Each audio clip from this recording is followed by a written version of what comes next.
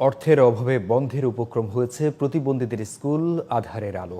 টিউশনি টাকায় 2016 সাল থেকে স্কুলটি পরিচালনা করছেন প্রতিষ্ঠাতা, কিন্তু বর্তমানে স্কুল পরিচালনায় হিমশিম খাচ্ছেন তিনি। ভিক্ষুক, হতদরিদ্র পরিবারের 50-এর অধিক প্রতিবন্ধী শিশুর ভবিষ্যৎ নিয়ে হতাশার অথৈ সাগরে অভিভাবকেরা। এফএম বাইজিদের রিপোর্ট।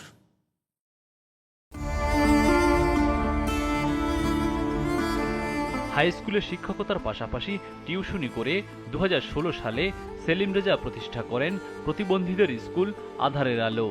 নারায়ণগঞ্জে প্রতিষ্ঠিত স্কুলটিতে এখন পর্যন্ত 150-এরও বেশি প্রতিবন্ধী আসলেও বর্তমানে আছে মাত্র 50 জন।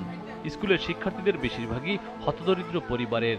একদিকে দারিদ্রতা, অন্যদিকে সন্তান প্রতিবন্ধী। দুঃখের যেন শেষ নেই পরিবারগুলোর। কিছু করি না, বর্তমানে আমার হাজব্যান্ড নাই, ছোটবেলা থেকে এই অবস্থা। আমার শারীরিক অবস্থাও খুব খারাপ, নিজে চলতেও খুব কষ্ট। সেলিম স্যার এখানে আনলে আমি কিছু পাইলে খাই না, খাইতেও খুব কষ্ট। আমার এই বাচ্চা ছোট থেকে প্রতিবন্ধী, এরকম হয়েছে।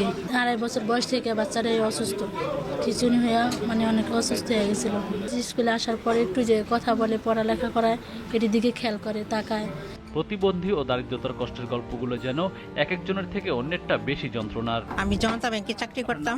আমার নাম সালমা বেগম। 80 সালে জয়েন করছি, 10 সালে রিটায়ার্ড হয়েছি। কিন্তু এখন আমি ব্যাংকের থেকে বোনাস, মেডিকেল, পেনশন কিছুই পাইতেছি না। আমার মেয়েটা বিএ পাস করছে। বিএ পাস করার পর তারপরে কিছুদিন পরে ওর মাথায় যে কী অবস্থা হয়ে গেল, পাগল হয়ে গেল। ওই ওখানে প্রতিবন্ধীর মতন রাস্তায় ঘুরে বেড়ায়। মেয়েটা অনেক সুন্দরী আর কি, বিয়ে দিতে পারি না। এখন টাকার অভাবে আমি এখন ঘর ভাড়াও দিয়ে থাকতে পারি না। সেলিম রেজা শিক্ষকতা থেকে অবসর নিলেও টিউশনি করেই চালিয়ে আসছিলেন স্কুলটি, কিন্তু নানা প্রতিবন্ধকতায় তার একার পক্ষে এখন আর সম্ভব হচ্ছে না। সামনের দিনগুলিতে স্কুলটি বন্ধ হয়ে গেলে তার কি ভবিষ্যৎ হবে এই শিশুদের, তা নিয়ে দুশ্চিন্তায় অভিভাবক ও এখানের শিক্ষকেরা। টাকার অভাবে স্কুলটি বন্ধ হয়ে যাবে ভেবে কান্নায় ভেঙে পড়েন সেলিম রেজা। আমাকে অনেকেই প্রতিবন্ধী বলে, যে প্রতিবন্ধী পালতে পালতে নাকি প্রতিবন্ধী হয়ে গেছি। আমি যতটুকুই পাই টিউশনি করে সেই টাকাটা ওদের পিছনে ব্যয় করতে হয়।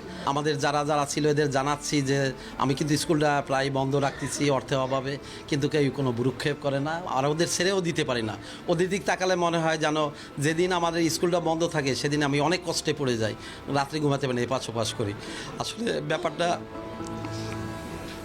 ওদের দিক তাকাই আমি আসলে বন্ধ করে রাখতে পারতেছি না। হতদরিদ্র পরিবারের সন্তানগুলোর দিকে তাকিয়ে সামর্থ্যবানদের এগিয়ে আসার আহ্বান স্কুল কমিটির। সবাই মরে যাবেন, কেউ থাকবেন না। এই অসহায়দের পাশে দাঁড়ান, অন্তত আপনি পার হওয়ার একটা সুযোগ পাবেন। বিভিন্ন বিত্তবান শিল্পপতি ভাইয়েরা আছেন, তাদের কাছে আমার অনুরোধ থাকবে যাতে সেলিম ভাইয়ের এই প্রতিবন্ধী কল্যাণ সংস্থার পাশে থেকে সহযোগিতা করে। নারায়ণগঞ্জের জালকুড়ির মধুঘরে আধারের আলো প্রতিবন্ধী স্কুলটিতে সহায়তার হাত বাড়িয়ে দেবেন সামর্থ্যবানেরা, এমনটাই প্রত্যাশা সবার।